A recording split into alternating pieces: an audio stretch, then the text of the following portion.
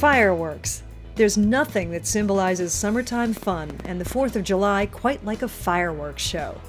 But there's more to fireworks than just the rocket's red glare. There's more to fireworks than just the fun. That's right, fireworks are explosives. Literally. So, where did they come from? The story most historians agree on goes back more than 2,000 years to China around 200 BC. Early fireworks involved gunpowder, another Chinese invention, and stalks of green bamboo. The combination was an explosive one. Even 2,000 years ago, the Chinese understood the danger of fireworks and allowed only fireworks masters to design and set off the displays.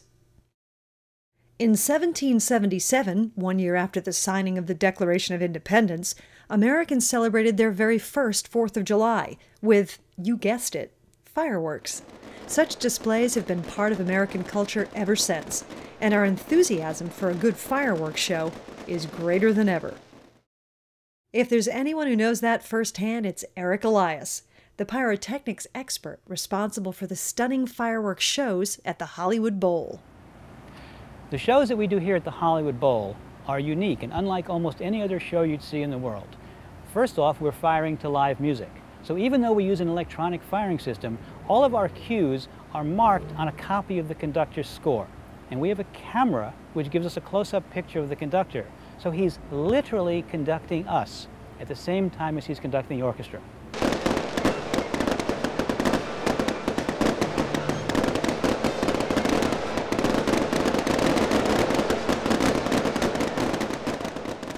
When fireworks are used by non-professionals, they're not only dangerous, they can be deadly, regardless of the time of year.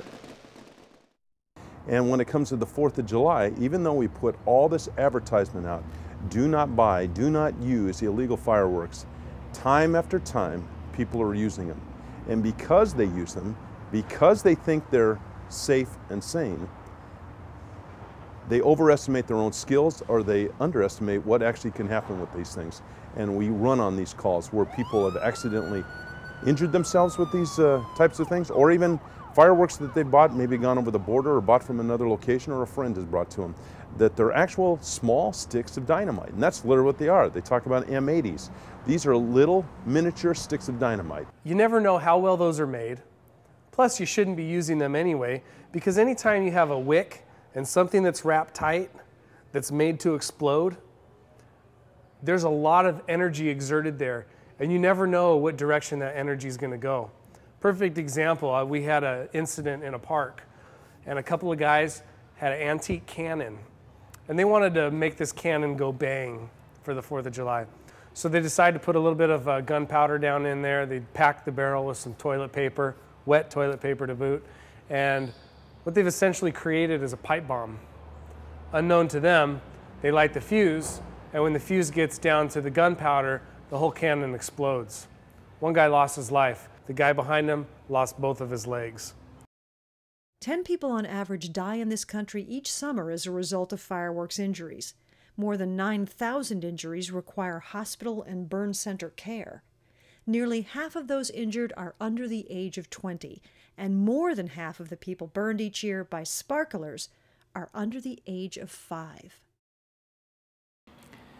The sparklers are beautiful and they're pretty, but a child, a 2-year-old, a 1-year-old, who's emulating and trying to be like the big brother or big sister, they want it too. But they don't recognize that that sparkly little thing is phosphorus. And if you touched it or it touched you, you grabbed it. You can't control a 1,000-degree temperature. Just hold this in and just run around with it.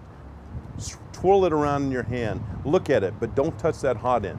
The minute you said don't touch that end is the first thing they want to do. They're bowing around, they want to play tag with it, they want to see what it can do. You've just given them something that looks dangerous, but you said be careful with it. And that's when the injuries occur. The very young are the most at risk. So as innocuous as a sparkler looks like, you're giving a child a loaded gun to damage himself, or friend, or his little sister or brother, with scarring for the rest of their lives.